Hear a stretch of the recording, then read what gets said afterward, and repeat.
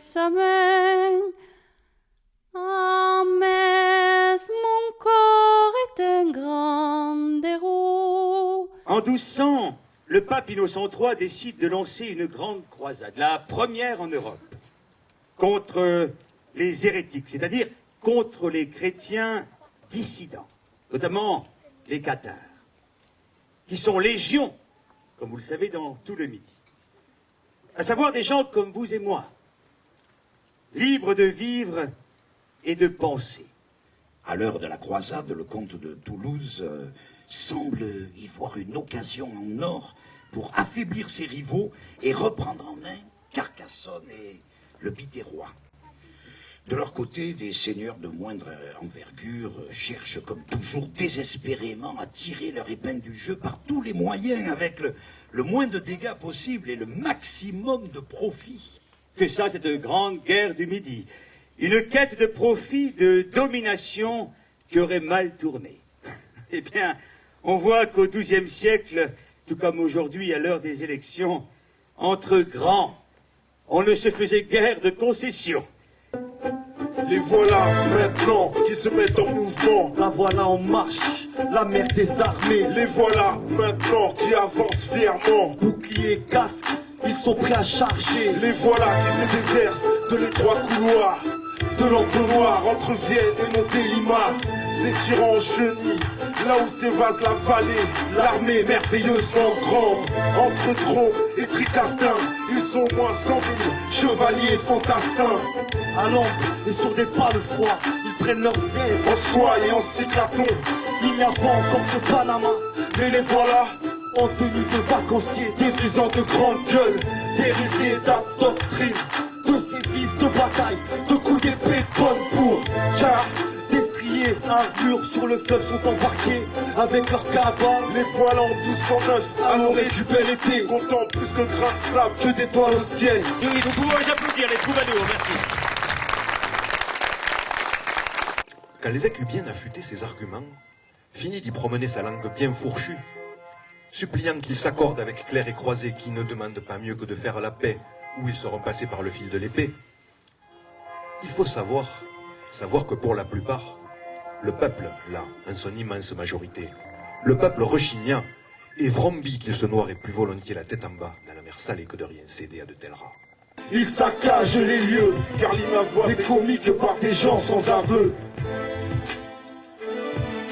Car l'inavouable n'est comique que par des gens sans aveu. C'est pourquoi ils tuèrent tous les Biterrois, pouvant leur faire pis, et ne pouvaient les sauver autels ni crucifix. Et ces mauvais garnements, méchants et fous, ont tué prêtres, femmes, enfants, couchés, debout. Tuez-les tous, et Dieu reconnaîtra les siens. Mais en tuer autant des Sarrasins, je ne crois pas qu'on lui fait si tôt le matin. Une fois rallié à la monarchie, chacun a retrouvé de l'emploi. Processus inévitable que la croisade n'a fait que hâter. Le catharisme n'était qu'un fait élitiste, appelé à disparaître, que de toutes les façons, l'Église n'avait fait que précipiter. Non, je ne vous suis pas. Je ne vous... À Béziers, on est bien près d'être déjà au cœur des ténèbres.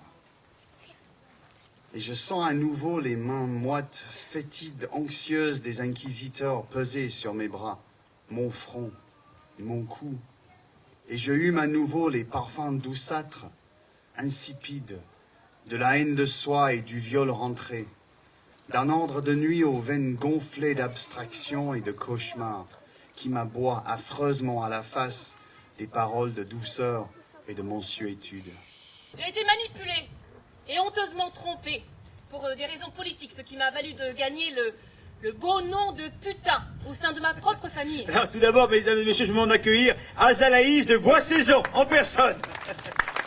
Et puis ce roi me plaisait. C'est pas difficile à comprendre. Non, c'est pas du tout ce que vous pensez. Il me convenait. Et puis il m'aimait, lui, sans motif ultérieur. Au-dessus des terres de Toulouse, j'ai vu en vision toute l'horreur de cette modernité. Tout n'était que laisser faire. Libre arbitre, vie dissolue, tout n'était plus qu'idolâtrie et joie de la nature. Réussite, bonheur, accès immédiat, vie facile, que dans un sens, cela arrive déjà avec ces cathares qui réduisent nos 7 sacrements à 2. Délit des serments, pris partout, et même chez eux. Et tout de suite, j'ai su qu'il fallait tout faire, ne rien négliger, ne s'arrêter devant rien pour arrêter ça. Le chanteur a retrouvé le chemin du chant. Le chanteur aux yeux fous vient de se perdre à nouveau en boucle sur le chemin du chant qu'il venait de retrouver. Le chanteur vient d'entrer dans le réseau enjoué sans fin du chant. De trouver le grand tone, le drone, le ton fondamental de la folie d'amour, combinatoire du chant, la nueva trova, trobar muffin, le son dont se délectent les Buena Vista, les Fabulous, les Massilia, et dont ne dormira plus le pays. Et les routes se sont ouvertes. Villes et régions, terroirs et territoires se pourfendent dedans.